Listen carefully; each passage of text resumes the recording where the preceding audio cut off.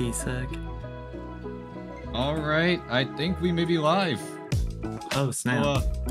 Yeah, hello. Gaming. How we doing? How we doing? We're gaming. Welcome to, what's it called? It's Are You White Today versus Columbia College. And we're gonna have another best of 3 banger in this NECC Week 4. I am Dan, next to me virtually is Dennis. We started draft already, so here we go. Pike ban. Pike is favored. I'm guessing that Rutgers is on blue side? Rutgers is on the blue side. Yeah, I can actually look at it and say yeah, because Vondo? I'm gonna go with Vondo. Is huge Pike main. Really good at the character. His Gotta summoner, watch out for that. his summoner icon is it's Project Pike. So is that Project Pike? I literally can't tell. It doesn't matter. It looks like a Pike. And then obviously but anyway, you got that predictable target ban for Riven. As well as the Seraphine. Seraphine. I don't know if that's a target. I think Seraphine's just good. It's a very niche pick, but like it's Owen actually plays it a lot. Yeah, the botlane Seraphine. I think it's botlane Seraphine goes crazy. Very Kane underrated. is probably gonna be banned away. Rutgers is just kind of targeting everybody individually. Obviously, while the Kane is still pretty good, it did get nerfed a little bit, but it does seem like It's also Pengu's like hard main. Pengu just loves that Kane. And there's the Echo. So it mostly is targets. I don't know where the Silas is coming from, but Silas is just a good character. We'll see if Rutgers wants to pick something that's like bad against Silas, something I don't know, that wants to play against like a further back mage, doesn't want to play against Silas. We'll see what they want. See what they do. Let's go! You got baited. I'm so mad. I got baited. I love Maokai so much. I love Maokai so he's such a versatile pick lately, you know? Like yeah, but even still, like Aatrox is like the blind top lane pick. He's got range, he's got damage, he's got some survivability. You never go wrong by picking Aatrox blind early, so might as well if you want to we do see it a lot at Worlds if people do watch that, but this is the nerfed version of Eclipse Aatrox. Eclipse actually did get nerfed a little bit, but I don't think it'll matter too much. I still think that Fiora in the matchup, a very viable pick, and Fiora gets locked in. Pretty decent response, honestly, into the Aatrox with the very. It's not bad. I'm just kind of wondering why they didn't save that for later. You'd wonder like why they need to pick it now, why they couldn't have just let the next round go, because you know they're not going to pick Fiora next, so it must mean that they are trying to hide picks instead of anything else, because Caitlyn is like, I'm surprised they didn't go for like the full bot lane, and let's go. I love Maokai. Yep, I love Maokai. They revealed the Maokai jungle. Yeah, this is probably Maokai jungle. It could still be Maokai support. It's still flexible, but I'm guessing it'll be Maokai jungle. I love Maokai. Maokai is such a funny jungle. But the buffs are just too good. Oh. Ooh, okay. This changes everything. This is an interesting kind of dive. This changes everything. There's a lot of options for Rutgers White.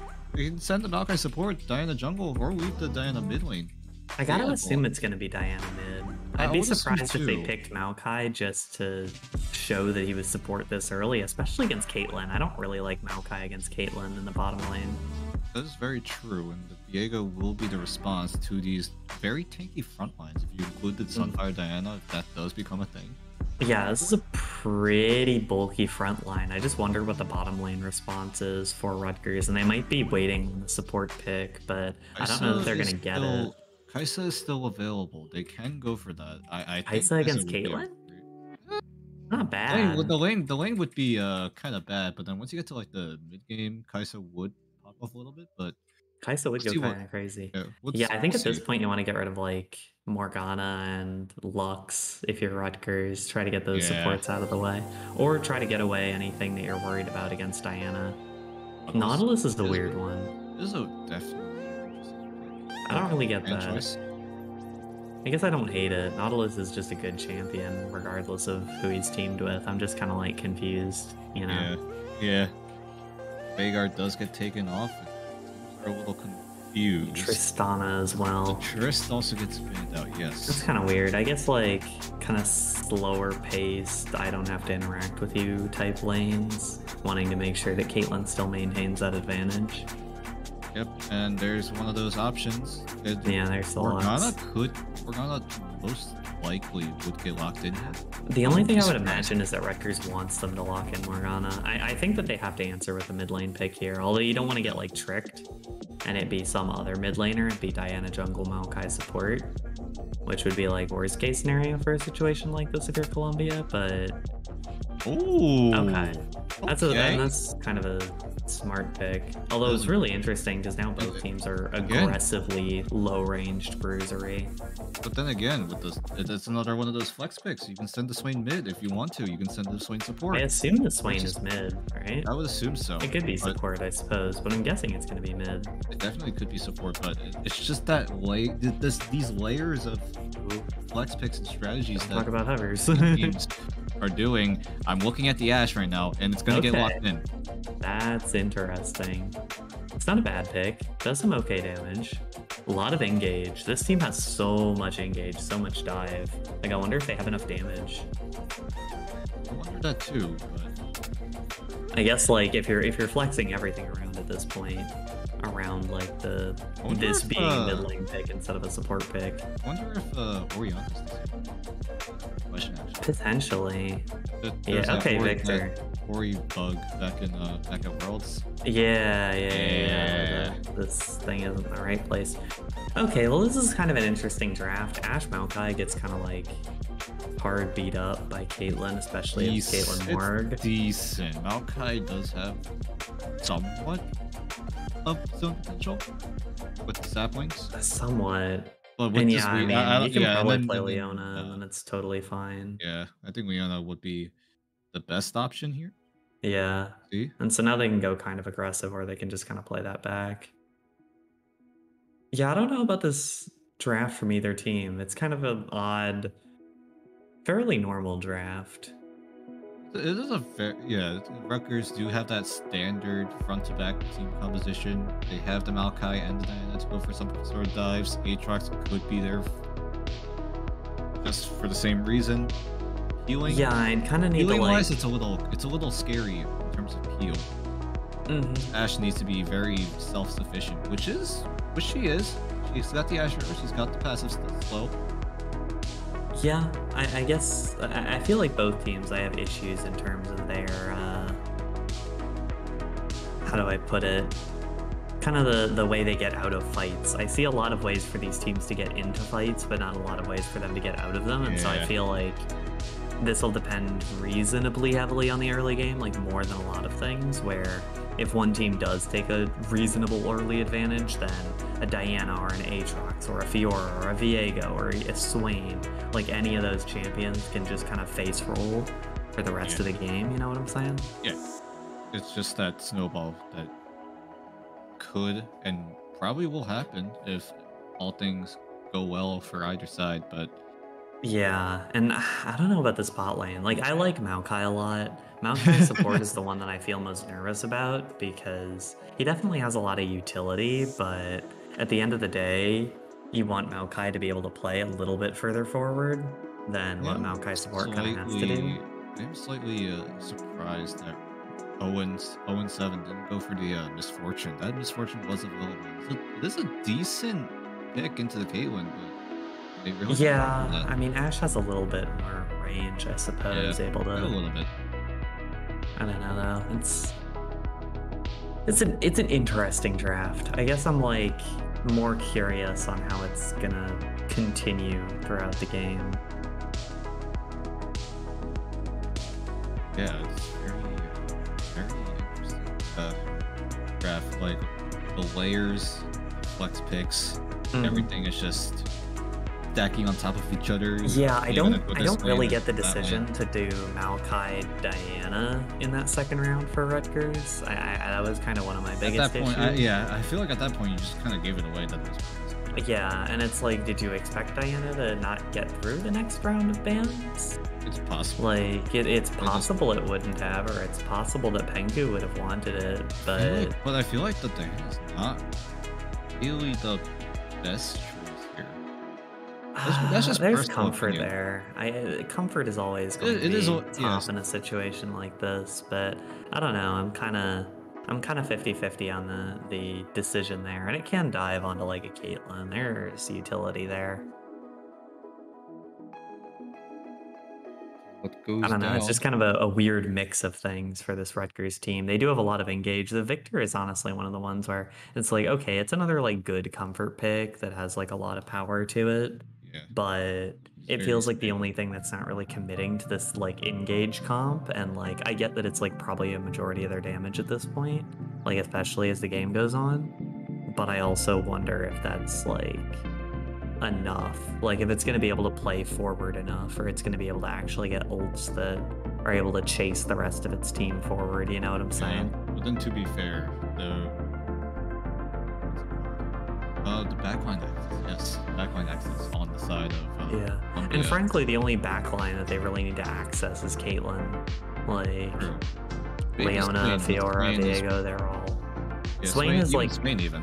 that's the thing. It's like those three champions are like melee. Swain is like ranged, but still plays melee, especially in team fights. Like he's not trying to sit back, he's trying to be in the middle of a fight. So it's probably better for Swain if there are like three people who try to dive into him. If they can't get him immediately, he's able to ult Zanya's, just kind of chill out for most of the fight.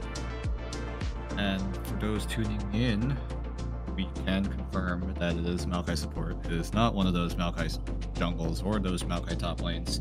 Which is sad. I like the Maokai. It's very jungle.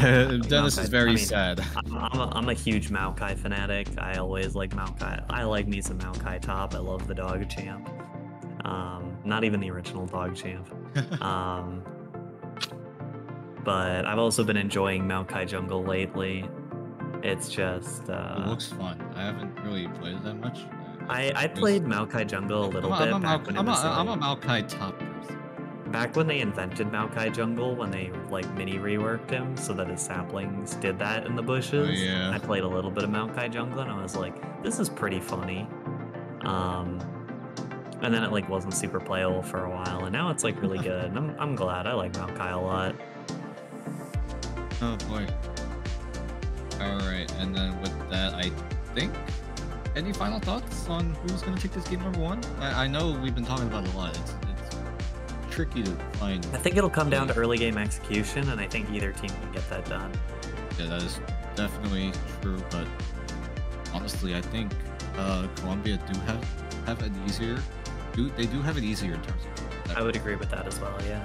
Yeah, so I think Columbia, if they do get that early game going, which is on paper looks very likely, but we'll see how that goes on the Rift as we head into this game number one. So we'll head into a short break and we'll see you then.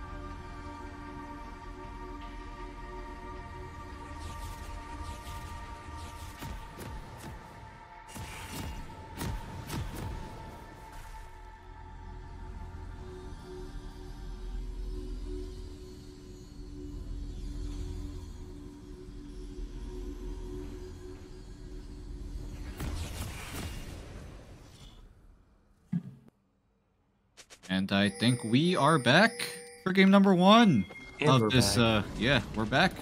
Rutgers White versus Columbia. Rutgers on the blue side, and on the other side it's going to be Columbia. And what is this? Is this the RU Screw? Could it possibly be? Could it possibly be the RU Screw? First one of the game. First one of the series. First one ever. But then again, Columbia, Not they're the spread first out. one ever, we know that. We know that. It's been a very very recurring tradition. But I don't think they'll find anything. Yeah, it does seem like Rutgers White are playing it passive. They were probably expecting some sort of early aggression, especially with the Caitlyn and the Swain able to have that potential of getting some work. Level 1. Instead, nothing too big has happened. No wards have been placed at any important camps.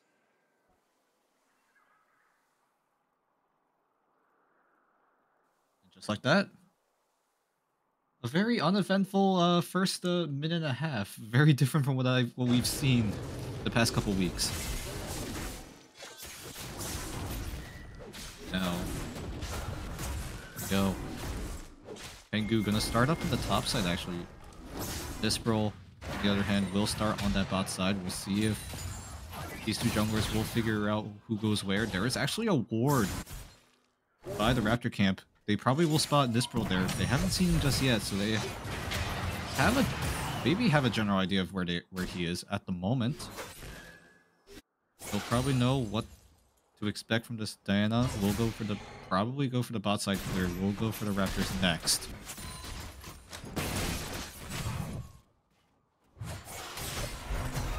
And as well as Arctic Mist is going to be in the top lane. This matchup could get a little difficult. Arctic Mist does hit level 2 first, but Predictable will be able to catch up in time. I think Dennis might be a little dead right now, so I guess no, I'm okay. I've been trying to figure out my league's been having issues. I needed to figure it out real quick. We're good. We're good. Yeah, we're good. I got this. I've been rambling. Yeah, you did a good job at rambling while I was doing that. But yeah, right now, both these junglers aren't really doing much as of right now, but we're not really expecting much, honestly, this early game. And doesn't want to do much till that level 6 power spike. Pengu, though, probably will look for something, but would prefer to hit that level 6 first so we can get that Heartbreaker reset. IQ plays, I guess CC'd up a little bit. It's all good. And then there's Paragon and Vondo in the bot lane. Naturally, with the Caitlyn range, they are going to be able to push this lane, no problem. They probably do deny a couple minions. Look at the mini-map. Both these junglers, they want to look for a play in this mid lane. Nispro is behind Benjamex, but really, who's behind who as Pengu flashes in? First blood will go over to Benjamex. Nispro, though, he wants to say something about this. He knows the Swain doesn't have the flash. One more auto will do it. Dashes away to safety. And it's going to be a 1-for-1. Meanwhile, in the bot lane, Vondo does tank up the turret a little bit. Music is nice. Will have to flash away. And a nice trade coming in for Columbia. Yeah, as far as the mid lane trade goes, it kind of looked like both teams had the same idea at the same time, and Pengu was just kind of the first one there. Doesn't mean they'll also be ahead on. Oh, wait a minute. Flash forward coming out of Vondo, but it's a little too aggressive. The knockback from Music is nice. The Aftershock's going to keep him alive. Paragon forced to flash. The stun. Going to get cleansed by 0-7. Flashes forward for that double kill. Yeah, that was huge for Rutgers. That's going to be a big shift in that bottom lane. And where it looked like, especially... That was... Yeah, I don't know. Vondo's engage was a little too ambitious, I'm gonna just say. Yeah, it seemed like they were just kind of relying on having the execution there, but that just wasn't going to happen. And now they kind of have to slow things down a little bit. The nice thing is that they know they don't really have to deal with like a lot of aggression because Ash Maokai isn't really gonna be able to go very far in, but even still, they're gonna have to play it a little bit slower at this point. Definitely not what you want to see in this early game. We did talk about it in Champ Select. If Colombia gets this early game rolling, they should be very comfortable in taking this game number 1, but right now, that is very much not the case. Dune Quiver already picked up for 0-7. He is absolutely just taking over this lane. Yeah, Owen's gonna be the strongest person in that lane for quite a while. Paragon kind of loaded up on AD items instead, which is at least a countermeasure, but not really a very good one, so... Level 6s are being online for some of these solo laners already. Chaos Storm available for Victor. World Ender on this Aatrox. This Aatrox can just keep bullying this Fiora. This Fiora not going to hit level 6 not for a while, actually. This lane is starting to stack up in favor of Predictable. The Chaos Storm actually going to get used in the mid lane to poke out Benjamix. Right now, Rutgers should be able to take over this bottom side of the map. Maybe try to go for this dragon, but both junglers are hiding. They're waiting for a move. Vondo waiting in the wings, trying to look for something. Here comes Pengu. Lane gang. Sapling not gonna spot him. This could get very bad for Rutgers White if they're not careful. This girl needs to reply quickly, but Benjamex, he wants to use the Demonic Ascension to try to do something, and here we go. The engaged CC Pengu finally shows himself, but 0-7, he is free dealing in the backline. The Heartbreaker comes in, Music is nice, goes taken down, but there's a trade kill. Onto Pengu. This girl needs to run away to safety, and he will do so thanks to the bot lane tower. And it's another 1-for-1 overall. Yeah, very lucky for Rutgers that Nispril was there in time, but also very lucky for Colombia that Pengu was able to secure the 1 kill and get the reset, at least to stall things out a little bit longer so they didn't just get completely run over in that fight. Oh, what the? Oh my god. 0-7 just arrows Paragon, I guess. Smart. I don't know. The World Ender for Predictable just pops Arctic.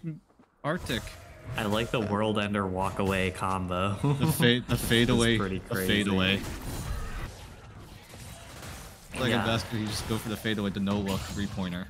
Yeah, that's kind of the sum total of everything that Predictable has done in that top lane so far ends up with taking down Arctic Myths after all of the damage that was racked up to that point, and also all of the kind of, I don't know, mental callous to all of the damage that had been done. Because at that point, Arctic Myths was like, okay, what is one more thing until he gets flashed on? And... Items are slowly getting picked up on the side of Are You White. Arctic Myths is going to use the parry, but it's not going to land a stun. Predictable, he needs to be a little bit careful. This Fiora is doing a little bit of damage right now. And yeah, isn't hitting the sweet spot of any of these Qs. Yeah. The rest of Colombia, they are going for the Herald right now. But, oh my god, Predictable. He's just being aggressive. I mean, it's smart that Predictable's not moving too far forward because I don't think anything here kills, and Arctic Myths as Flash can just, like, walk away and let the jungler come over.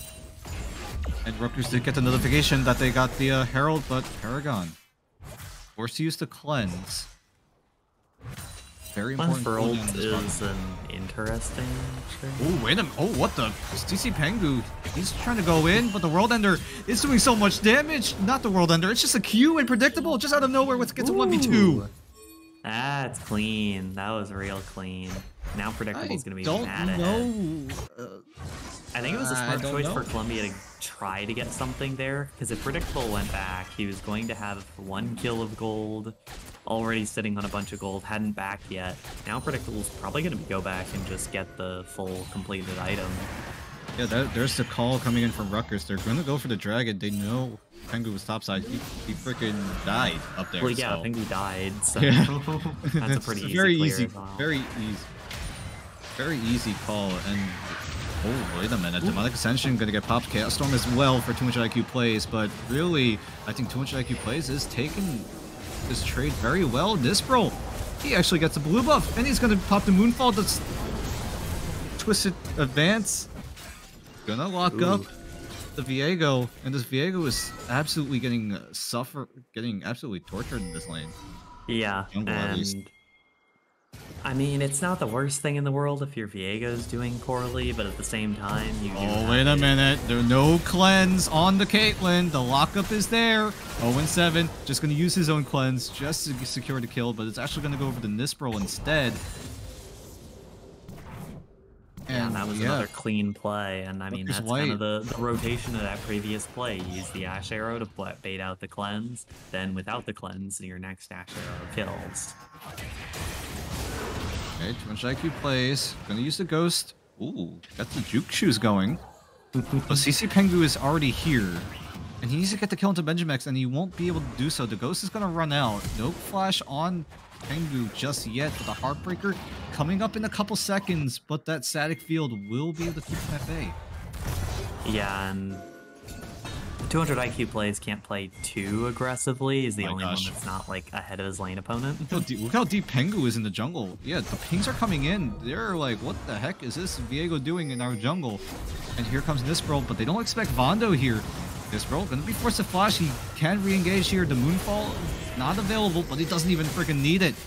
CC Pengu does go down. Vondo will pay his life for it. Predictable executing Arctic Myth in the top lane. Ooh, ace in the hole though. Too much IQ plays almost goes down, but managed to stay alive with a sliver of HP. Yeah, regardless, this is getting pretty one-sided here. Yeah, Eclipse already up for the Aatrox. 4-0 now. Look at the gold advantage. 2,000 gold almost in favor of this Aatrox alone. And in total, it's going to be a 5,000 gold advantage. Yeah, and Predictable is still kind of free hitting on the tower in the top lane. Rutgers has pretty full control over like the neutral objectives at this point. Music is Nice, has pretty clear reign to go wherever. I think at this point, if you're Columbia, you've so thoroughly lost. Oh, here we go. Another 1v1 in the top lane. Benjamex going to flash forward to avoid the static field, but too much IQ plays. Does he have the damage? Does he have the potential? No, he does not. The hook lands, and Benjamex, a much-needed solo kill in favor of Columbia. Yeah, Benjamex is probably going to have to be the one to carry most of the load for Columbia, at least in the near term, making sure they don't get absolutely steamrolled in any serious fight. As well as, like, if Benjamex is able to get a kill, CC Pengu is able to follow up on that kill. Nispro has been spotted. Nispro's in a lot of danger. Oh, he is in a lot of danger. No flash for him. Yeah, he has nowhere to go, nowhere to hide. Another shutdown going over to Benjamex. Yeah, that's a big kill right there. Because, and honestly, I get the idea from Nispro. I'm really strong. I can kill this Swain, but you can't be there. There are too many people around. Like, you have to assume Benjamex has at least some backup. 1-7 will actually pick up this red buff for himself early in the game. Before that.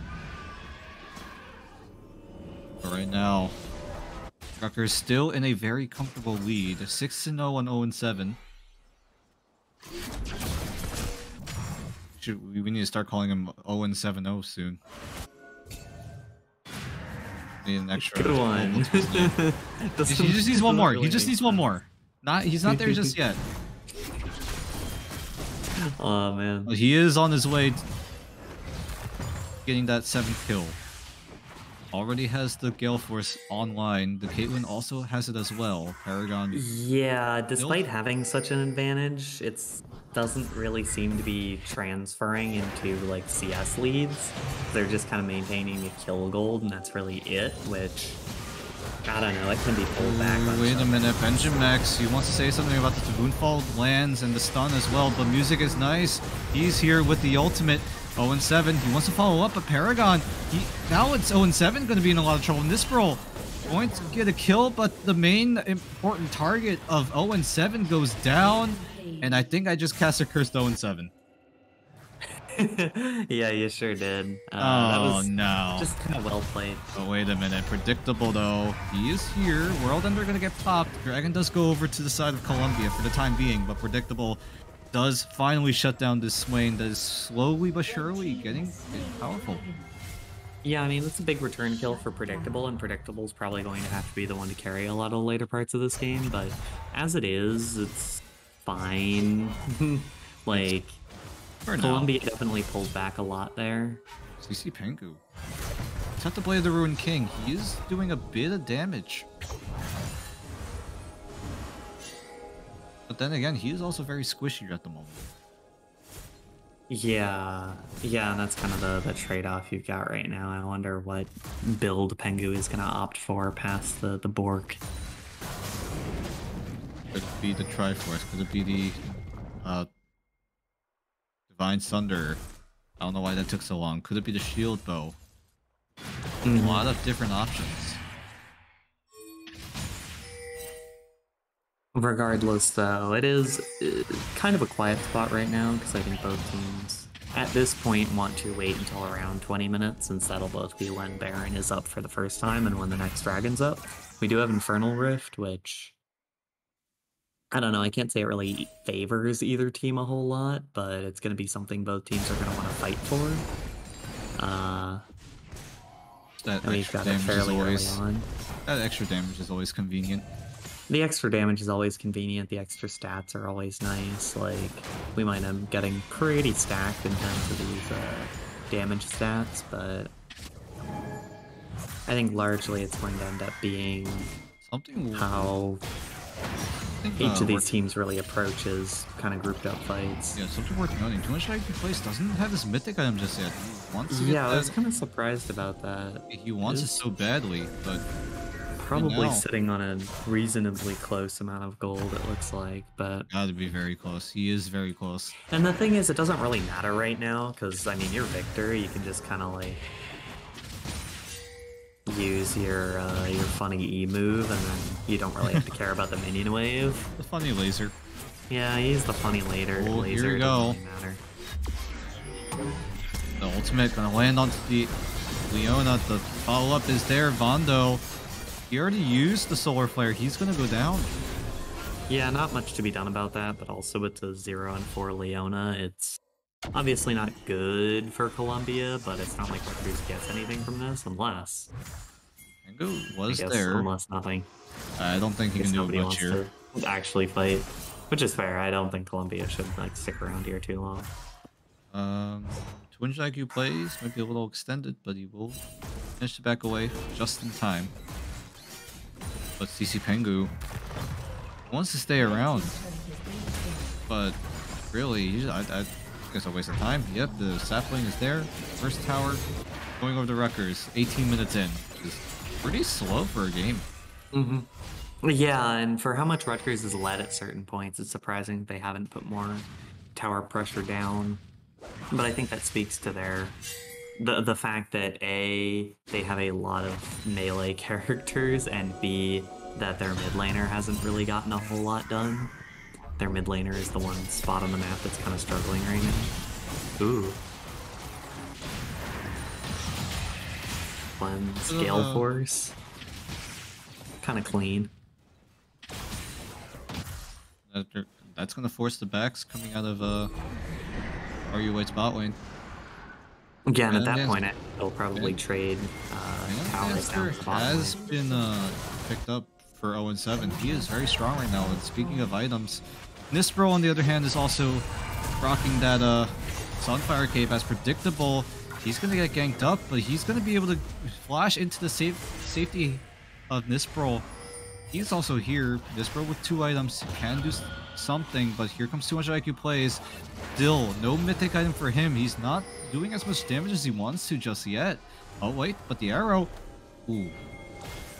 Just barely. Just a bit outside. Yeah, I think neither team really wanted that fight there. I think that Predictable wanted to back. Wait a minute. Nispro. Okay, some clean movement. Okay. Dodges away from the Leona E. That was clean. That was pretty clean. Did have to use his flash, but it looked pretty cool. So we'll yeah, and it is Diana. Diana. It is Diana. Uh-oh. The exhaust? I don't know about that. Out. But see, you don't need the flash if you do that, so It's not a catastrophe that the flash is gone. Oh yeah, Swain used ultimate there. So. They did use an ultimate, yep. No ultimate available. Yeah, and Benjamex is like the only one who can do anything. Yeah. So I guess that is kind of the can't really do anything here. Play. Yeah, Pengu just got his ultimate back up, but really, what can you do with a Viego ultimate in this scenario? And Rutgers will be able to take this third dragon for themselves. And the arrow, there's a ward in that bush. This Swain needs to be careful. Ooh, sad times. He gets caught out of position. That's the combo for this Rutgers team right now. Ash ult to the static field to Maokai ultimate. Everything stacks on him. That lasts so Gravity long. Field. That's the name. It's Gravity Field. That was close. Oh, is it Gravity It's okay. Field? It's okay as Rutgers White are on the Baron, but they will find a pick onto 200 IQ plays. Probably Pengu goes for the Heartbreaker. Can he get the reset off? But it looks like the answer might be no. 0-7 though. He's going to get stunned up and not quite taken down just yet. And he will stay alive. Grand challenge coming in for the Fiora, but it's not going to do a damn thing. Yeah, I mean, the big things there were Benjamex was already down, so it was already a 4v5. Paragon got zoned away by 200 IQ plays at the start of it, so even though 200 IQ plays got taken down, Nispril was able to just kind of, like, hunt down Paragon specifically, and at that point, there is no damage left in this team. CC Pengu is not, like, totally worthless, but it's certainly not going to provide the DPS that you need to win a team fight without, like, resetting really well. And they just didn't find any resets, so... Yeah, the gold lead already exponentially growing. This one's looking pretty close to over, and it's kind of a good spot for Rutgers right now, because now they will be able to use the full Baron to just push forward lanes, and then after that, pivot back to Dragon. They've got it on a pretty good timer right now. They don't have to, like, spend half of their Baron power play trying to contest Dragon. If they can, like, hunt down Benjamex, they might be able to, like, crack an inhibitor off of it, because it's not like they can do anything else. Nispril and Pengu going for a little 1v1, but the arrow from downtown will be able to secure the kill. Yeah, and that's part of the issue with all these, like, globals that Rutgers has, is that you always kind of have to have in the back of your mind, there's an arrow coming your way or an Alkai ultimate. Oh, wait a minute. Columbia, they want to make a play. Benjamex, he's going to use the Demonic Ascension, try to stun up this Ashe, but who is the carry for what team? But 0-7, look at him go. He's cutting away. Nispril will be the follow-up, will be the finish off the kills, but Paragon, he will get the kill into 0-7, but he's going to get traded with his own life. Double kill for Nispril, and this Baron push still is going. It's just no DPS for the time being. Yeah, and I mean, frankly, thwill still have plenty of damage with Arctic Mitts, he's not going to live that, but the Heartbreaker coming in for Pengu, and he will get a double kill. Yeah, a little bit too overconfident, I guess, there. There you go. This is probably one of the more better 1v1s predictable versus CC Pengu. But CC Pengu, he wants to run away immediately. The Ignite's ticking on him, and he does not want to be here anymore. Yeah, he's absolutely not strong enough for that. Wait. He's looking for something. Benjamex, though, he wants to get onto 200 IQ plays. He has the crown, but the stun from the gravity field still connects. I don't think Benjamex expected that at all. 200 IQ plays, though, he's going to be able to trade Benjamex with his own life. Yeah. This has been the story of this game, just lots of 1-for-1s. Well, and you also look at it now, I think the only player on Rutgers still with Baron buff, it'd be already off fairly soon anyway, if not like around now, but the only player left is Predictable, who just kind of wants to sit on a side lane regardless, has a pretty good time with Arctic Myths right now.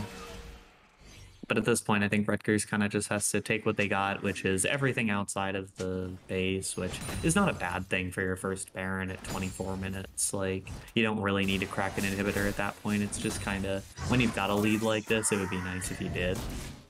So at this point, they just kind of have to sit back, get this next dragon, clear out vision, and kind of slowly make their way towards the next Baron, which can then crack the base or even win the game.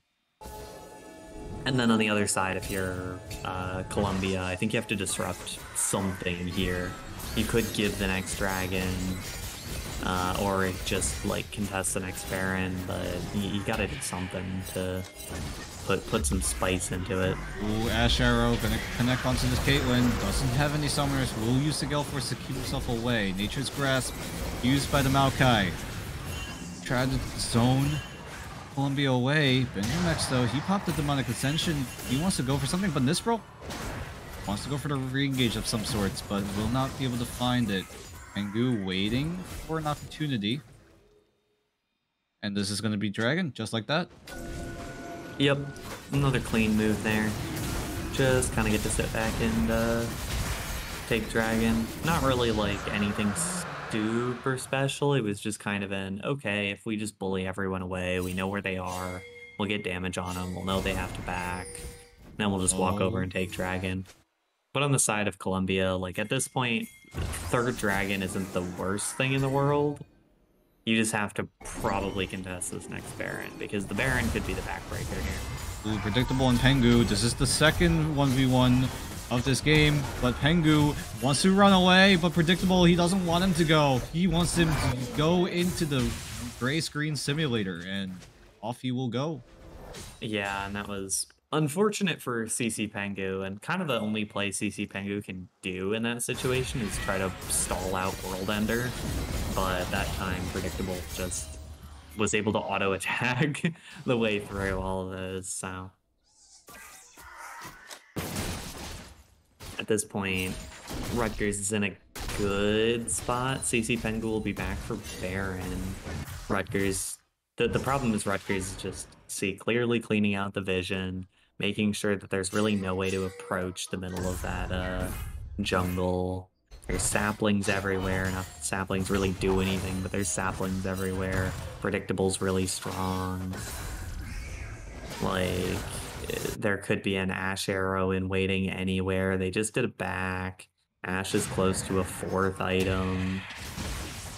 It's getting pretty dire for Columbia. They really have to find something, or they'll just kind of bleed things out until they're like dying in their own base. And it probably has to come through Benjamex. Even though he's not like super strong anymore, he's still got 3 items. Probably just have to be in the middle of a team fight. Nature's Grasp. I don't think that hits. Ultimate. Zoning Ultimate. Zoning Ultimate. The thing is, CC, yeah, that is the acronym. Columbia can't really be on the back lines of any fight. They really have to be like an active agent in the fight and like have the full team there, which they haven't for like most of the game at this point. So that's really like the big issue, is they need to have Paragon in the fight and around. They need to have Benjamex in the fight and like with ultimate. Problem right now is they can't really use Arctic Myths really well in this team fight. They need to force a Sphere to split push, but you're so behind right now. What can you really do at this point? As the Baron, when they get started to fight Rutgers White, all 5 members compared to the 4 of Columbia are here to fight, and Vondo will get the short end of the stick. We'll take an arrow to the face and we'll go down. But more may fall, as the Moonfall is going to be used by Nisbro, but Benjamex will be up next. But 200 IQ plays and 0-7. The 2 carries are frontlining in this team fight. 200 IQ plays. He's not going to die. Everyone goes down. Arctic Mist, the only man standing. This might be a base race, but Arctic Mist, can he really win that base race here? I don't think he will. He's going to back it. Yeah, kind of an interesting decision here. I mean, if I'm Rutgers, we'll see what they can do.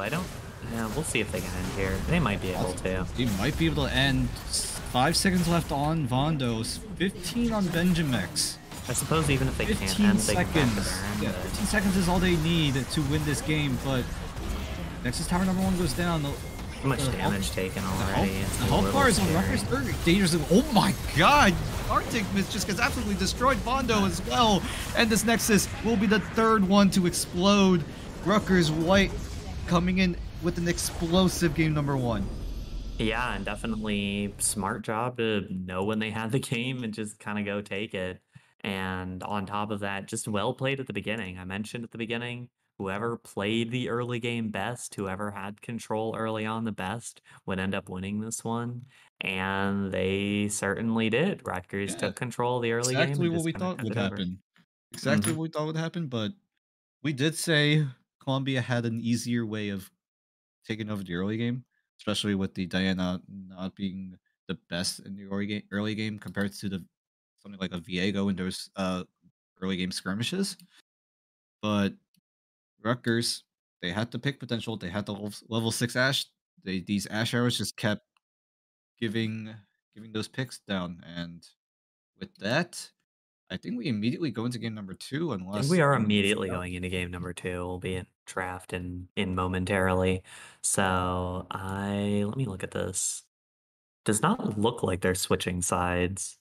I can get Nope, confirmation from our producers we can. if there is a side switch going on, but I don't believe there is.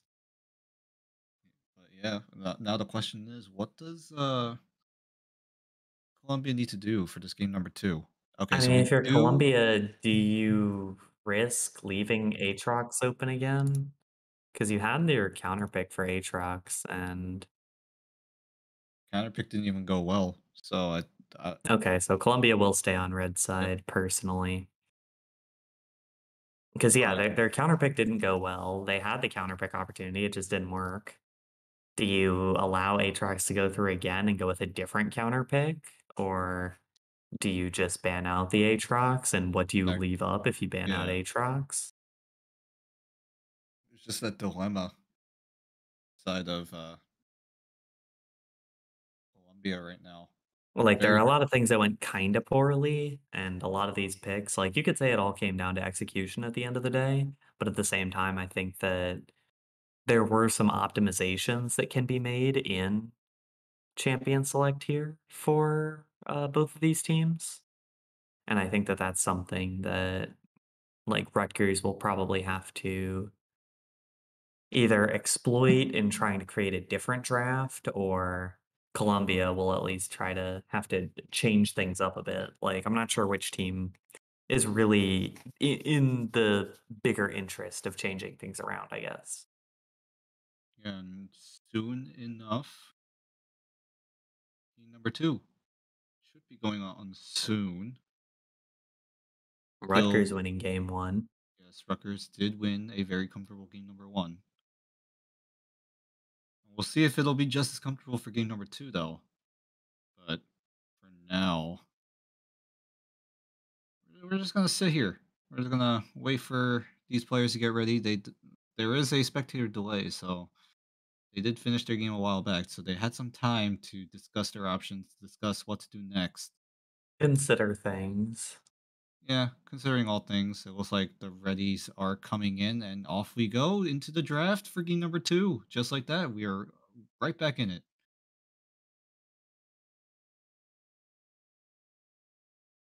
I'll have to Um. see. I don't see it starting. Oh well, soon we'll get there soon, soon, very very soon. It says Columbia is ready. Rutgers are almost They'll there. be they'll be ready in just a minute. All right, there. Just a minute. It'll be just a minute here. Yeah, I mean, I think the big thing will be seeing what Colombia Oh, decides to ban, and it's interesting seeing they're on the same sides. So Colombia clearly didn't hate how it went last time, and we're in off terms of the to draft draft at number least, or 2. wanted to So far, the bans have been the no usual: Riven ban. That's a Seraphine, Seraphine rather than a Riven. So Seraphine gonna get banned. Rutgers maybe, Probably. or excuse me, Columbia may be considering giving up the Riven ban for Aatrox, but Ooh. no, that's the same. Just in a different order. They decided to trick me. Ah, It's okay. It happens. we gotta see that predictable Riven, but unfortunately, that'll not be the case today, as the Viego actually gonna Ooh, get banned out. Diego. That was And a there it is. Silas last time, and there's the Aatrox, so there's the The Echo left Echo is up. open. Nispral's Echo is open. I Yeah. repeat, Nispral's Echo is open, but do they wanna jump to the opportunity? And it looks like Rutgers do I mean, the not. Maokai first pick is always Yes. good because you've already proved that Maokai's weakest lane is still good to use it in. You still have top and jungle if you want to flex it to that. So there's basically no situation where you don't want Maokai right now. I love Maokai. What an awesome guy. Do you think Maokai will go somewhere else this game? Uh, I would think so, but these players aren't really like the top and jungle for Rutgers aren't really huge Maokai type people. but I'd like They to see don't it somewhere understand else. us. Amumu's kinda interesting. It'd have to They be don't support, you'd understand. think, right? They don't understand us Maokai enthusiasts, the Maokai enjoyers. But anyway, yes, the Mumu and the Kaisa That's needs about interesting because usually you only see a Mumu alongside, Misfortune, yes. and now you And just kinda see a Mumu hanging out on his own with yeah, Kaisa. I the wonder if Mumu that's a was the jungle Amumu? it could be Jungle Mumu, but Kinda dicey to me, but I don't yeah, know. I I would I'm just not a huge fan of Amumu. I don't think Amumu is very good. I either like way, Amumu a lot, I just don't think Amumu is good. there is something better than a Mumu. It's the 200 Years of Helios. I love 200 Years of Helios. I like the pick. You've got Maokai, you've got Aphelios, you've got a couple of decent, like, options right now for late game team fighting. Now you need to kinda shore up the early game. Think about your top laner. Support right here, Janna would be pretty solid. Okay, yeah, I like that though, the Echo. Just getting that out of the way early, give Nispril comfort champ, have some nice kinda low mid-range damage reasonably early. Oh, let's go. I love Lilia. I'm Ooh, excited to see this. So that means, well, I guess it could mean Amumu's could go jungle if it's top Lilia top. I would pop off if it was Lilia top, but I'm guessing it's going to be CC Pengu We playing do get to see the Lilia. Nispro we do get to see the Nispro Echo. We do indeed. I'll have to see how these match up. We've already changed things pretty significantly. Only the Maokai stays right now from the last draft. Yeah, And now we're kind of rolling down to where, okay, yeah, the top laners are the ones they're focusing on. I think that uh, Columbia is assuming that that's a jungle or, well, it's got to be top support lane, support Maokai rather than top lane Maokai, as Echo's already here. And we can fairly assume Echo is for Nisprol. it was a very fast phase 2 ban. Ornn. Ooh, can we see the Maokai Ornn? Could we possibly get Maokai Ornn? I would go crazy for Maokai Ornn. Kai Orn, the wet noodle. I love that lane. I've played a lot of Maokai Ornn in my day. Oh, I've scrimmed Maokai okay, Ornn okay. The before. It's great. choices are dwindling. It's so far it's gonna be either Maokai top or support. But Yeah, I I'm mean, not sure it's either top or support, but I think it's more likely support. We'll find out now. Azir's a nice pick. they do have Aphelios coupons. Azir is an interesting duo that has some controversy behind it. Some people like it, some people don't like it. There is an option. It kind of reduces what you can do, but it also means your late game has ridiculous amounts of damage. So this is looking like it could be really fun in the later game. Predictable. I'm not a huge fan about Fiora, but I It's guess. pretty spot. Oh, Okay, Wukong. okay, I okay. actually like Wukong a little more. Gives you a little bit more Okay. dive, a little bit more early pressure. I like Wukong a little bit more than Fiora in this case. Gotta be Wukong jungle. It's Although gotta I be. will say, what? Gotta be Wukong jungle. There's no way it's gonna be No, top lane, right? it's gotta be Wukong top. Uh, Who's the support of Wukong's jungle? Because if wait, I'm Wukong's actually trolling. jungle, Wait, I am trolling. Wait, then I always forget yeah. Echo thing. I don't know why. That's just me. I'm Show sorry. me I'm sorry. Syndrip. Nora, if you're hearing this and you're watching the VOD, I'm sorry. Let's go. This is gonna be a Oh, fun wait late a game. minute. This Wait is a gonna be minute. fun. Syndra rework, baby. Let's go. All right, let me pull up the patch notes just to give the brief The only explanation. thing you really okay, so literally the TLDR is Syndra finally has a passive before level 9. It does she gets stacks, for, like, every objective kill, every cannon minion kill, I think. It's very similar to how Victor And operates. levels. Yeah, 5 per that's level, which is probably the majority of them, to be completely honest. but the big one is, her ultimate. When that ultimate is enhanced or whatever it's called, she gets a 15% execute on her ultimate.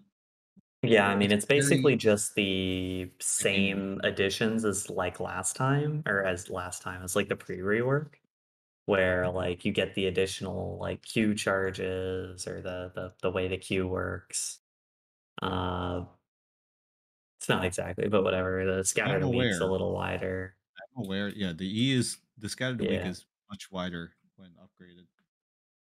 The big thing is that, ultimate though, but that takes a really long time to get to. Like, we'll have to keep track of Yeah. things because that's 100 splinters. And I mean, doing some math with it, like you get 5 splinters per level. You get 1 splinter per cannon. There are only a handful of cannons per level. You're looking at it probably being and then the other one is like they damage a champion with 2 abilities in 4 seconds. That gives you a number of splinters, probably 1 for a majority of the game. That's not a ton of splinters as far as Yeah. things go. Like, you're probably looking at maybe 10-ish splinters per level. Maybe. If you're playing, like, really well, like, that's not necessarily very likely. That is true, because I know on paper, it's like, "Oh my god, 15% execute on their ultimate. Oh my god, that's crazy," but Yeah, if you and think it's about like, it, if you look I'll at be the bigger honest, I picture, don't think it's as good as people are yeah, saying. if Like, you it's look at definitely not you bad, gotta but yeah, you gotta just look at the bigger picture, because what are the chances that a game goes that late for a Syndra to nuke you at 15%? It's not very only the game unlikely. goes that late, but the game is, like, actually being contested that late, you know? Yeah, very hard to get to. So, this 15% execute, we might not see it this game. It's gonna be Yeah. pretty likely, but who knows? It could But happen. regardless, I mean, we will see some interesting stuff with the rework. And regardless, it's interesting that we are seeing Syndra now. And just in general, I will say that if the benefit of Syndra is that you get a lot of power in the late game, both of these teams arguably want to play to the late game. Yes. Lily and Echo don't gank all that well. They're both AP, bruisery, fairly selfish junglers that just don't gank super well before 6 and don't gank super well in general. Wukong is probably one of the earlier game threats, but that means like level 9, not like level 3. Ornn doesn't want to do anything. Azir doesn't want to do anything. Aphelios and Kai'Sa don't really want to do anything. Syndra is totally fine with sitting back. Um, Amumu and Maokai don't really like interacting in lane. They don't have a whole lot of options to. So frankly, you look at this entire setup and I think we could see this game going to like 30 minutes without a whole lot of action if the teams really commit to the team comps, which is not something you usually see at the college level. Yeah, normally that's like a pro level thing, usually. Yeah. Well, I mean, the Aphelios Azir in particular, it's like, yeah, that's That's a we scale kind of comp. Just sitting back, farm up, get items, win game. It's very simple, but then again, it's always easier said than done. mhm. And before we head to this break, final thoughts. What's it gonna be? I think that the big thing that'll decide it is probably I mean, there is a certain chance that one of these teams will do something goofy early on in the game, but I think it's just as likely that they're just gonna sit back and wait for a good 30 minutes. Um, which, I mean, I'm totally fine with because I do like late game fights, so we'll see Sure. which team decides to execute better in that. Yeah, and we'll probably head into a break. And with that, game number two will be happening shortly, and we will get on that riff when that happens. So don't go anywhere.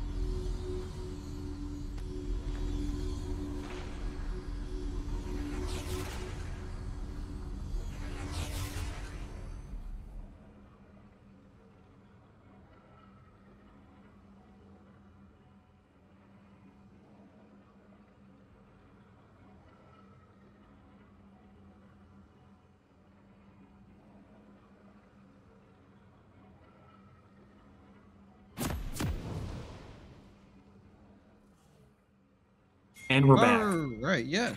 And we're back. Game I number got 2. you. Yeah, we got it. Same time. We get the synergies there. Here we go.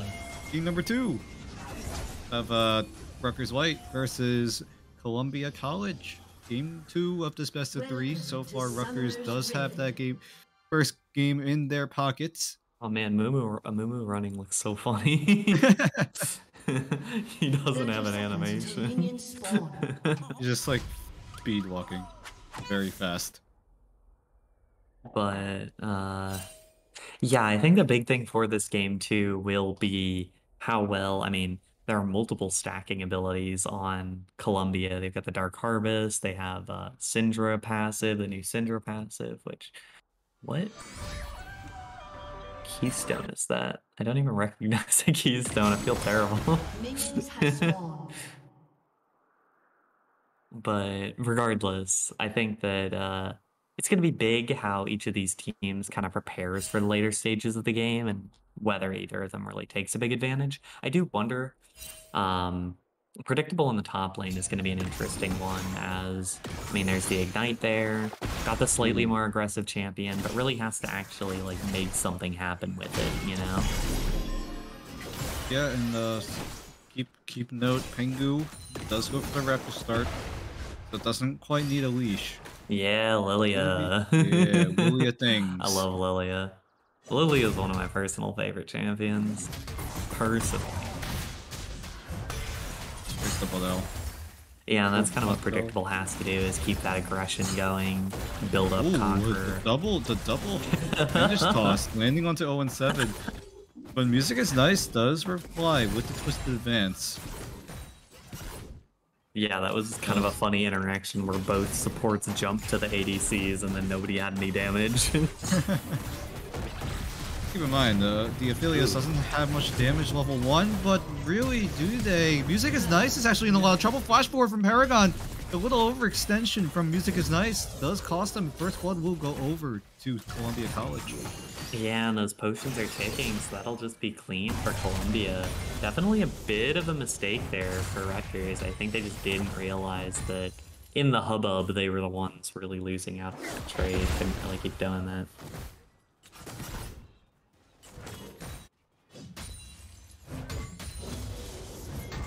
Yeah, no jungle activity has happened just yet. Lilia actually clears up the top side, goes for an early recall actually. Get that extra AP. Quite an interesting move. Next does burst down 200 IQ, but 200 IQ does end up trading. Meanwhile, Nispel, he is power farming the jungle at this point. Yeah, I mean, that's the thing. Both of these junglers really just want to sit and farm for most of the game. Echo doesn't really want to interact until he has, like, at least enough damage to, like, burst people out. The same is true of Lilia, where you don't really want to interact until you have ultimate, until you got some damage, until you got a little bit of survivability. Like, it's kind of just gonna play a little slow for each of these teams, and it's probably just going to be they might emerge from their caves for a nice Dark Harvest stack, like this situation right here where Nispel's in the top lane.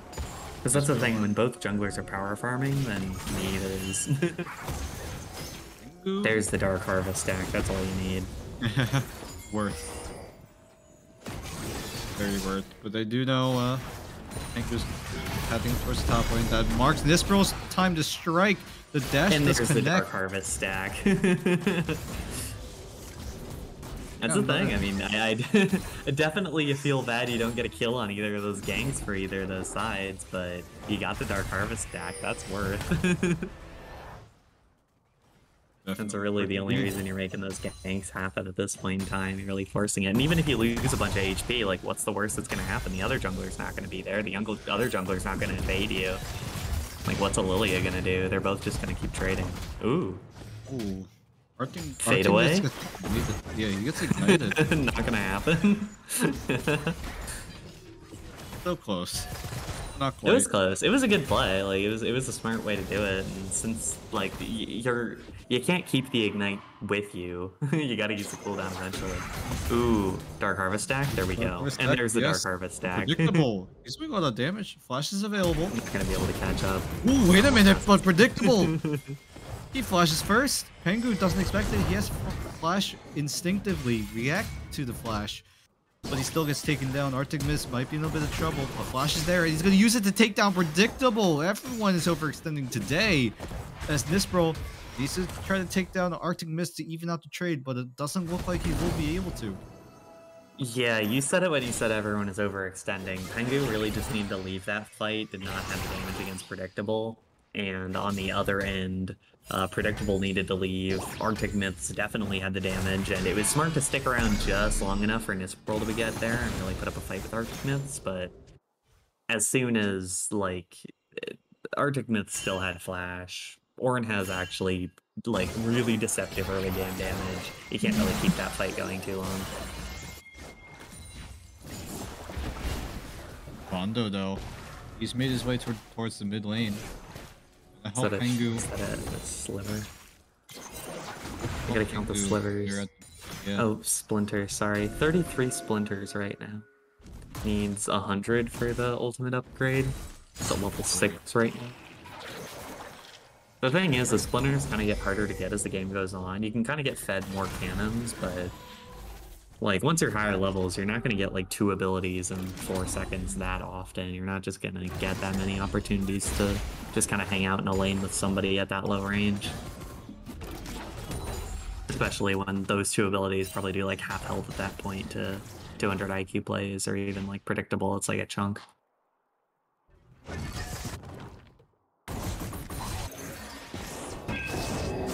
Wait, oh, wait a minute. Nispro, he's gonna get caught up on the blast cone. He jumps for joy in the air. The Scatter the Weak does connect. The execute is there, but Nispro, one more auto will do it from Benjamix, but now he is in so much trouble. Emperor's Divide just to secure the kill. And there we go, a 1-for-1 jungler for mid lane. Yeah, I mean, I like the flash auto. That was not a terrible play. I'm kind of confused at the start of that play. I don't know much of this first. Wait a minute, 0-7. He's focusing on Paragon. Paragon does get taken down pretty low. Low as in only half HP. As predictable, he wants to look for something, but will not be able to find it. Does get spotted out by the red trinket. Yeah, and Predictable kind of has to like exploit what advantage is there, because it's really the only advantage on the map for Rutgers right now. Yeah, I think they saw visual on the Syndra in the mid lane. This marks the go button for the dive at Rutgers, but it doesn't go as planned. Paragon will be able to get the kill onto Music is nice. Nispro wants to look for something. Killer Instinct is on cooldown. They most definitely could have gone for a dive, but the minions weren't there. Yeah, and that's a huge mistake there for Rutgers, and that's going to give a decent chunk of gold to Paragon, not to mention not getting the kill down there. I don't know, they might have gotten a plate out of it, but overall that was just kind of a bungle on that attempt. They really needed to clean up. It might have just been an early sapling that Music is nice throughout, and then was like taking tower shots the entire time, because realistically you shouldn't be taking tower shots when you're just kind of walking that distance out. Okay, could have definitely juggled the tower aggro. He probably could have saved the W. Then again, who knows? Anything could have happened in that fight. Ooh, unfortunate. Not being able to kill both those at the same time. Unfortunate. Yeah, now you look at it and you say, okay, Pengu's pretty far ahead. Paragon's a little ahead, and Arctic Myths is building back some of that difference. I mean, you're Ornn, you don't really care about what's going on. Predictable is going to still be one of the power points for this Rutgers team, but Predictable isn't really going to be able to pivot that much out of lane for a while and doesn't have TP to get anywhere quick. So Arctic Myths is always going to have that pivot advantage, even if Predictable is just straight up stronger. And right now, Arctic Myths is doing a good job keeping predictable in lane. Arctic Myths is actually more gold in items right now, I believe, over predictable. Wait a minute, this brawl. He wants to make a play up in this top lane. Arctic Myths. He's going to use the dash to keep himself alive for just a little bit longer. The stun does connect clean. just in time. Parallel convergence secures a kill into Arctic Myths, but look at the mini-map. The collapse coming in for Columbia College. Nisbro gonna try to dodge away from the chrono break, but doesn't do so. Predictable will go down. Nisbro next up. Good flash to keep himself alive for just a little bit longer. Here comes too much IQ plays though. Nisbro though, he's still alive, but the sweet spot from W will secure that kill.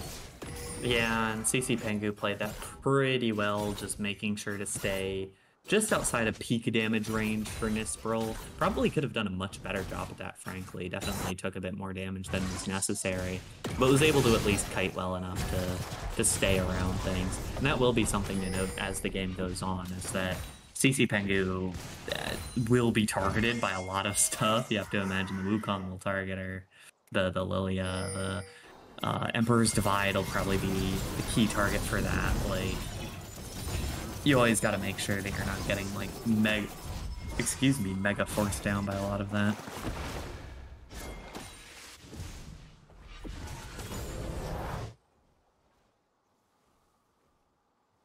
Lots of rotations coming in on both of these teams. Wherever one team is at, the other team is very close by to follow up. Taking a look at the items. Both top laners have finished their mythics. They're the first ones to do so. Divine Sunder on this Wukong. Crossfire Gauntlet on the Ornn. It's because there's so much fighting up there. Yeah. They've both gotten a couple kills, or a kill and 2 assists. And frankly, they've also been kind of rushing their individual mythics while everyone else has been prioritizing. Oh, wait a minute. Flash Emperor's Divide coming in for onto Benjamix. He does flash away, but it's not going to be enough. Good shutdown. There's another Dark Harvest stack. I got to keep an eye on these Dark Harvest stacks. That's what I care most about. But yeah, that was another solid gameplay. CC Pengu. Just like, you can't do that. Chasing down music is nice. Music is nice. Can counter engage this. And yeah, there's the Nature's Grasp. And CC Pengu doesn't have any vision. Doesn't know where any of the... There were 4 people there. Yeah, there's no way that you can't just like look at your map and be like, there aren't 4 people on this map, or there aren't 3 people. I'm chasing this like lone support kind of around. A support could can easily turn and stun me. I'm looking at my mini-map. The 1 circle became 4 circles. Oh, yeah, no. or even like I look at the bottom lane, there's nobody there. I look at the top lane, there's nobody there. I look at the mid lane, there's nobody there. Like, where do you think everyone is on the map? Big damage on the Scatter the Weak. Good chunk of money going into Benjamix. First strike coming in clutch. Yeah.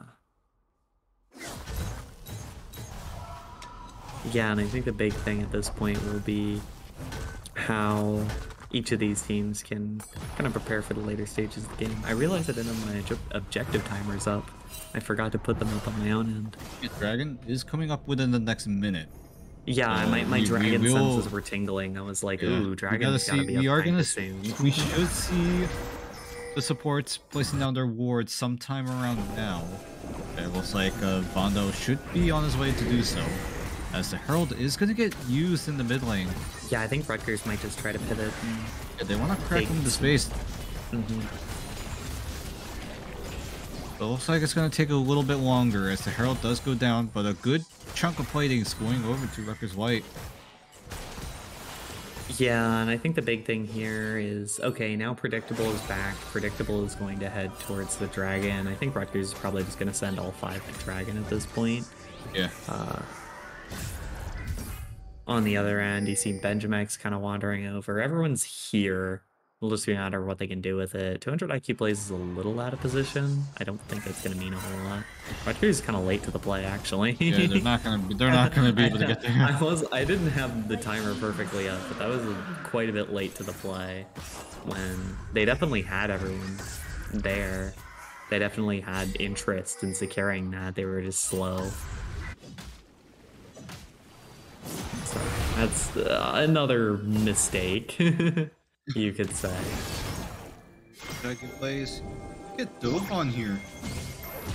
But Nispro though, he finds Yando. The curse comes in, but Nispro does have to get a jail free card. But I don't think that's the same for 200 IQ plays. The two. I can see the concept there, but like it's another instance. It's another instance where you have to go like, okay, who's there?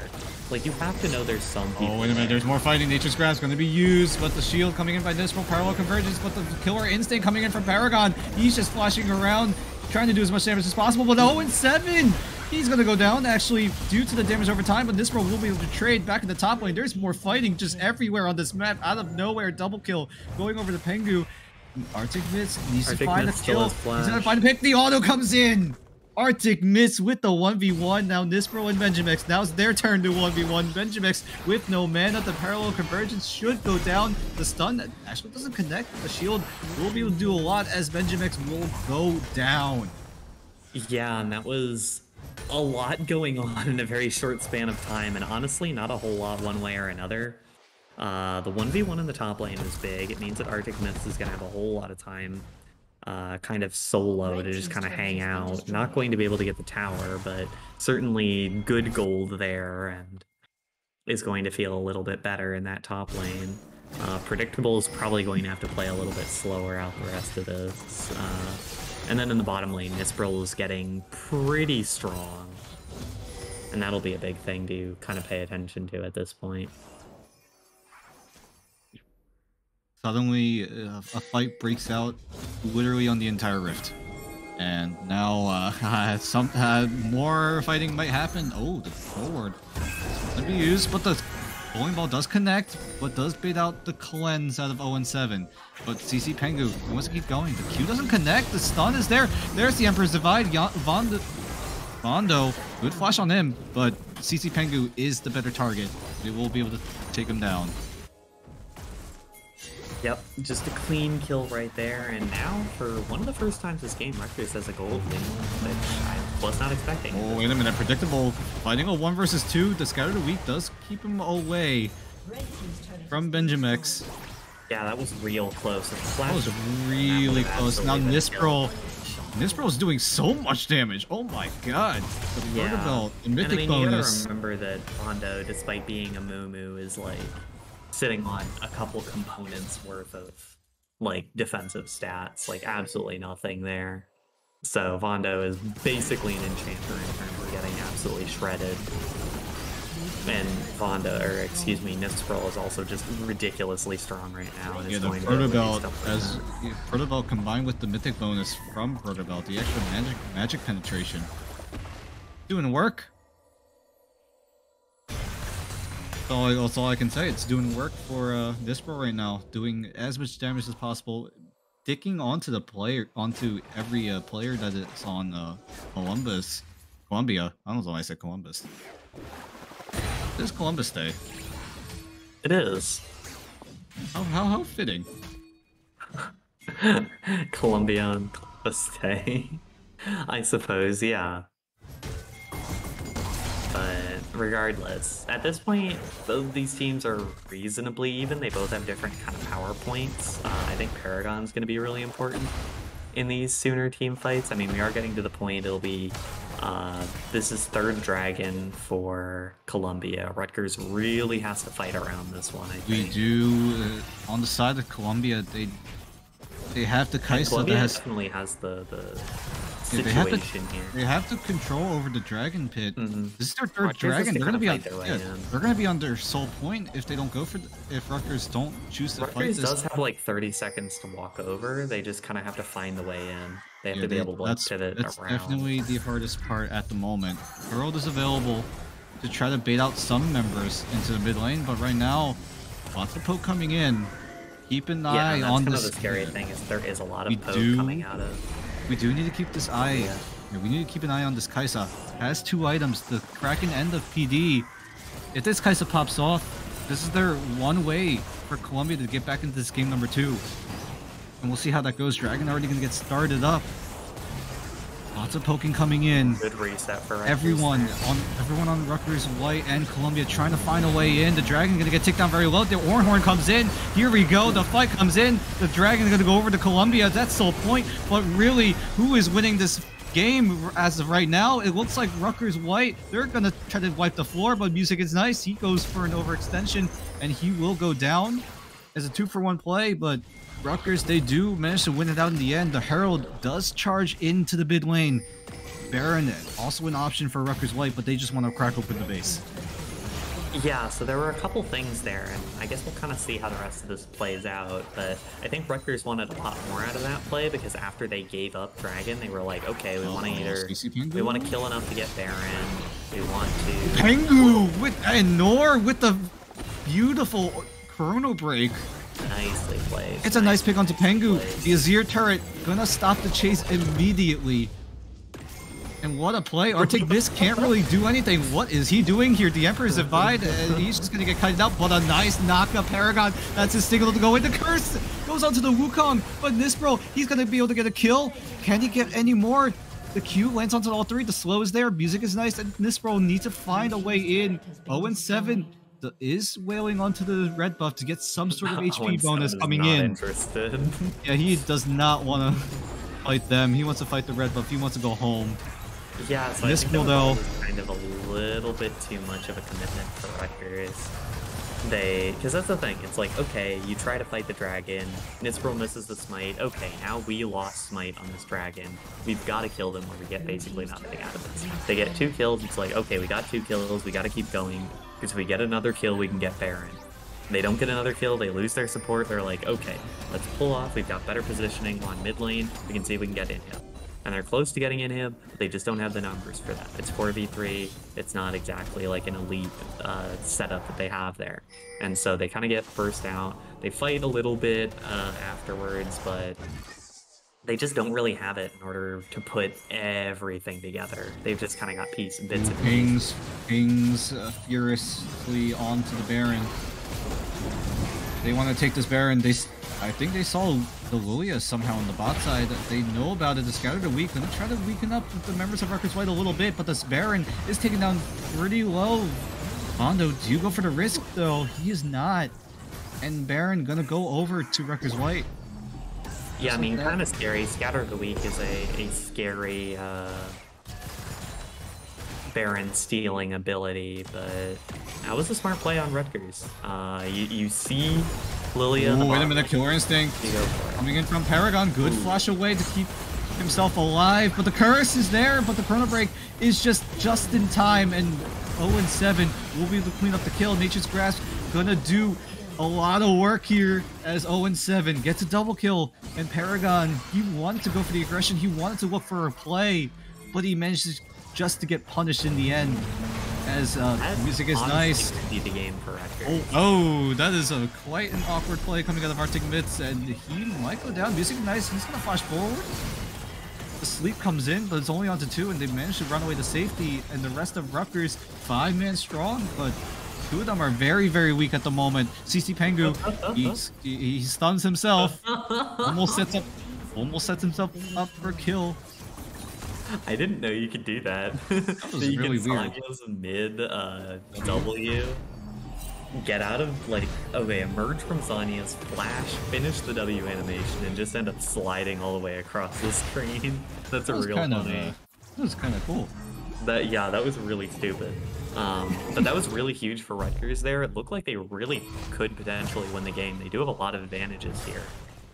They now have map control, so they don't have to worry a ton about this next dragon. They could have gone for the end, but just 2 members that are just very low. I think after Pengu survived, like if they killed Pengu, they could just kind of keep a continuous cycle of we keep our health bars reasonably fresh and just kill 1 member at a time, and each member that we kill puts us slightly closer to the Nexus. I think that was probably the best of what they were going for. But now instead they can just kind of go for tower. Just a heads up, these games have been really fast, and it's only going to get faster. CC Pengu, the Emperor's Divide, blocking his only way of escape. And yeah, I don't Yeah, know what now else that to say. basically guarantees that Rutgers is going to get the next dragon, so they don't have to worry a ton about that. They're already on the bottom side, so all they really need to do is get this turret, pivot back to dragon, clean that up. Don't think too hard about it. I think Nispero's just going to do it on him though. Here we go, bot lane turret gonna get sieged down. Nisperal, on the other hand, will be able to take this dragon, deny the soul for the time being. And that is a safe thing to do, especially when you do have an Azir. You can just kind of like zone everybody away from the cannon minion. I'm not sure why Syndra didn't use the W to put the cannon towards the tower. That could have been a play, but I could have. then again, it wouldn't matter too much as Rutgers are just gonna. Warning is that Benjamax is like 3 splinters away from 100, which That is very true. that is the break point, and even then, I don't know how much it'll do. I don't know if it'll be enough. You target personally. one person, you get one chance at it. If you target Nisperl could just chrono break, unless pulls a Jensen. But there's the funny reference of the day. Funny reference of the day. And even then, like, if you use it on predictable is small. Predictable might not even drop below 15%. Warn items are actually coming online, though. Level 14 already for this Arctic Myths guy. Yeah, there's 2 Horn items here. Yeah, one on the Ornn himself, one on Paragon. The Paragon's Paragon's going to be a huge part of these fights. Paragon does do a lot of damage. Paragon is pretty scary at this point. He's got 3 items. He has just the has most to be items able on to his position team. well around like a lot of really dangerous engage. He's also got 3 items. And avoid that. Infinity Edge already going to be online. He's going to be doing so much damage in these team fights if he's untouched. Well, and that's the issue, is you get targeted by Maokai, you get targeted by Echo, you get targeted by Wukong. Those aren't super easily cleansed individually. So you're gonna have to be playing pretty clean in these fights, and you're not even like instantly bursting anybody out. You're just kind of having to weave through everything, because like Owen is still like stronger. Like in base terms, they have basically the same items. It's very true. And Owen is much easier where you just kind of press the R button and see what happens. Owen 7 does have the extra. It's your 200 years of skill. That's pretty funny. I love that. Oh yeah. Look at that. Saplings to the face. 1/5 of a health bar. Hell yeah. Not no, that's good. Not even 1/5. It's like 1/8. Looks like. Yeah. It was 1/5 and then like basic regeneration ticked. Away. Baron coming up in a minute. Yeah, I think Rutgers kind of wants to slow things down, get the next Baron. I think with another Baron, Rutgers can end this game. Definitely true. Paragon trying his best to keep this team alive in this game number 2. Wants to try to force that game number 3. What is this? The Syndra has 107 stacks? And there it is. Online. Let's go. Ladies and gentlemen, Syndra Ultimate now executes at 15% HP. Will we see it happen? I don't know. But can it happen? It very much could. Red team's inhibitors respawn. And just out of curiosity, Nisperal is at 16 stacks, Pengu is at 10 stacks of Dark Harvest. Nisperal has definitely been doing really well with that. Now has the death cap on top of a full stack Soul Stealer. Yeah. So Nisperal has an obscene amount of AP, that number being... That's the Baron. I clicked on the wrong person. 667 AP at not even level 16 yet. Casual 600 AP. Now he's level 16. After, that's a clean Baron take.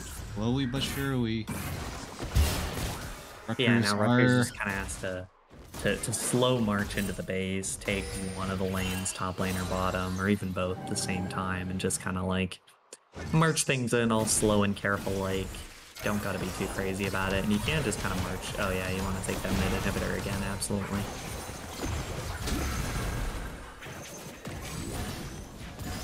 And now if anyone tries to pivot on the side, they've got Nisperal kind of posted there. Whoever tries to go through is basically dead. Although I think they might have Nisperal spotted on that ward.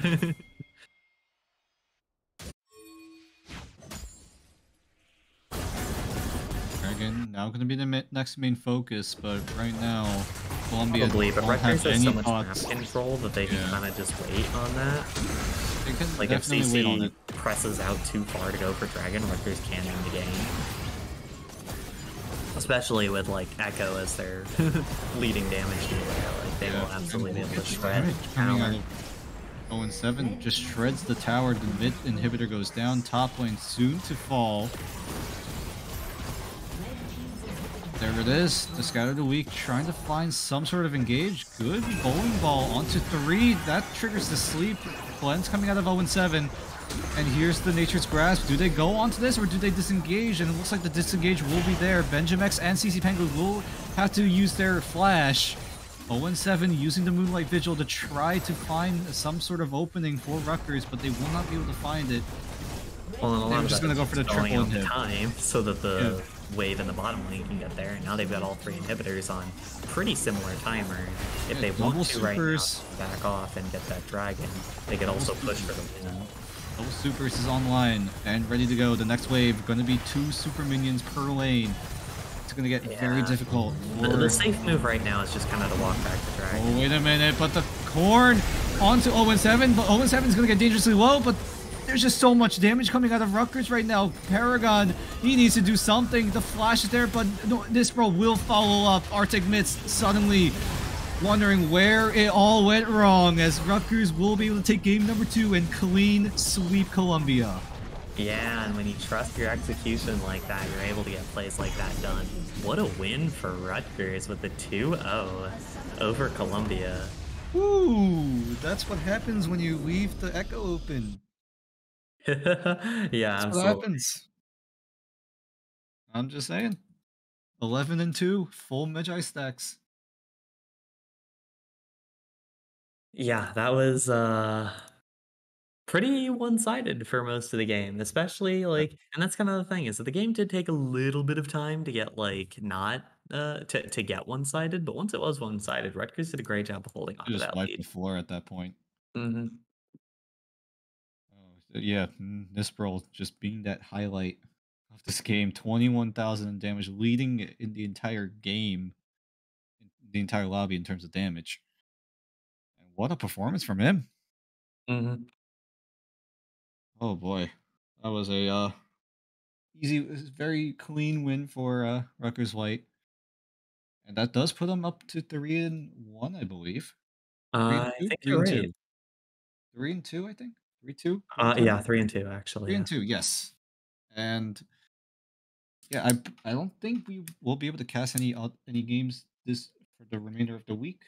Rutgers Black is going to be streamed on the official NECC channel this week, so stay tuned for that. I forget when that is. Maybe I'll figure it out in like a moment's notice. I will get back on that. You'll But find out if you join the Rutgers League of Legends Discord that and is true. like follow the We'll figure Twitter or that out. something. Ah, yes, here it is. It'll be happening on Wednesday, the 12th at 7 p.m. on the official NECC stream. So tune in for that.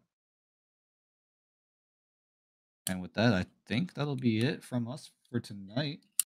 Hmm. Any closing thoughts for you, Dennis? No. All right, all right. Yeah, that'll be it from us tonight. GG's to Columbia College. Was a very well fought series, and with that, that'll be it from us tonight. And we will see you probably next week. Good night.